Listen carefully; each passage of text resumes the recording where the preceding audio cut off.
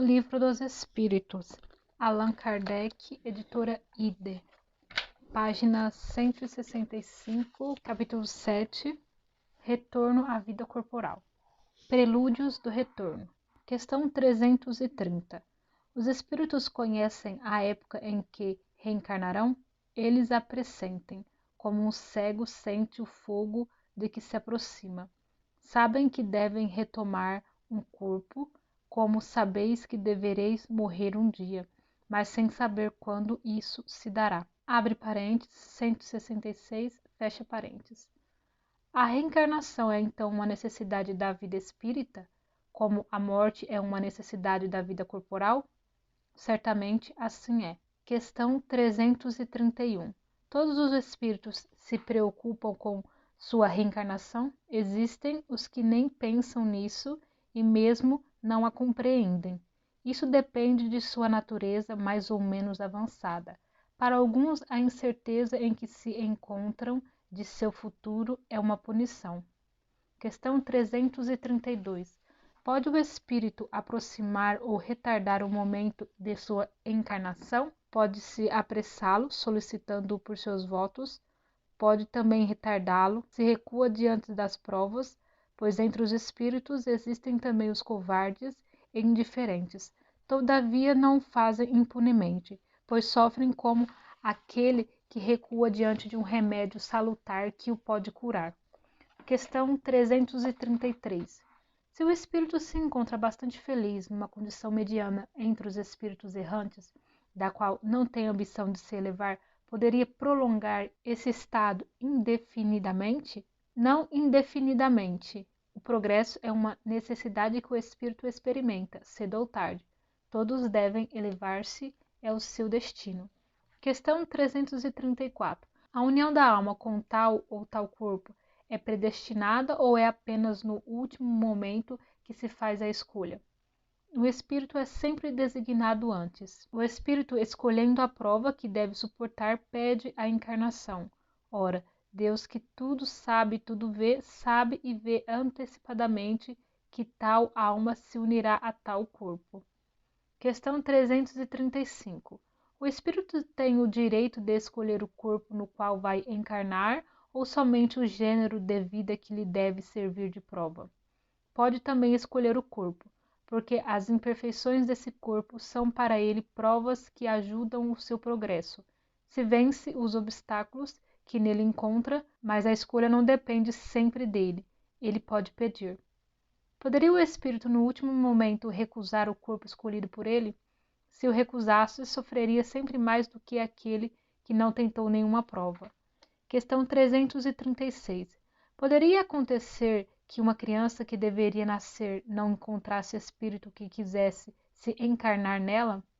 Deus aí porveria. A criança, desde que deva nascer viável, está sempre predestinada a ter uma alma. Nada é criado sem finalidade. Questão 337. A união do espírito com o corpo pode ser imposta por Deus? Pode ser imposta, assim como as diferentes provas, sobretudo quando o espírito não está ainda apto para fazer uma escolha com conhecimento de causa.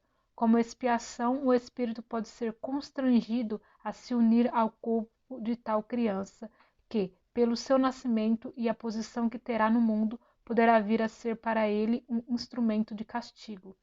Questão 338. Se acontecesse que vários espíritos se apresentassem para um mesmo corpo que deve nascer, o que decidiria entre eles? Vários podem pedir. Neste caso, é Deus que julga qual deles é o mais capaz para desempenhar a missão a qual a criança está destinada. Mas eu disse, o espírito é designado antes do instante em que se deve unir ao corpo. Questão 339. O momento da encarnação é acompanhado de uma perturbação semelhante àquela que tem lugar na desencarnação? Muito maior e, sobretudo, mais longa. Na morte, o espírito sai da escravidão. No nascimento, entra nela. Questão 340. O instante em que o espírito deve se encarnar é para ele um momento solene? Realiza esse ato como uma coisa grave e importante? É como um viajante que embarca para uma travessia perigosa e não sabe se encontrará a morte nas ondas que enfrenta. O viajante que embarca sabe a que perigo se expõe, mas não sabe se naufragará. É assim com o espírito. Ele conhece o gênero de provas às quais se submete, mas não sabe se sucumbirá.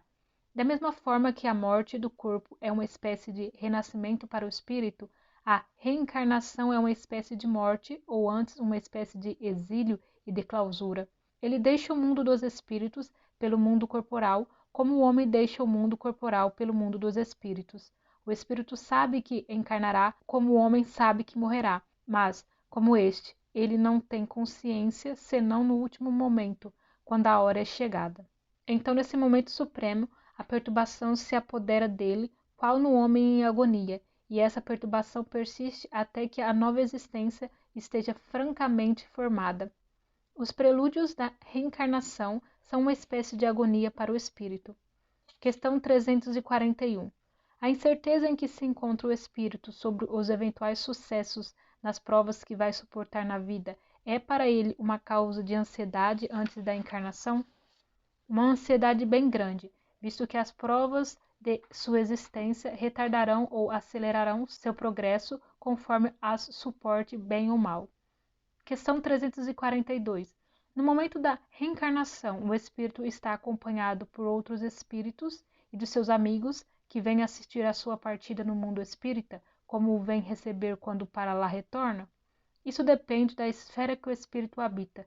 Se está nas esferas onde reina a afeição, os espíritos que o amam o acompanham até o último momento, encorajam-no e, frequentemente, o seguem durante a vida. Questão 343. Os espíritos amigos que nos seguem durante a vida são algumas vezes aquele que vemos em sonho, os quais nos testemunham afeição e que se nos apresentam sob aparências desconhecidas? Muito frequentemente são eles. Vêm-vos visitar como ides visitar o encarcerado.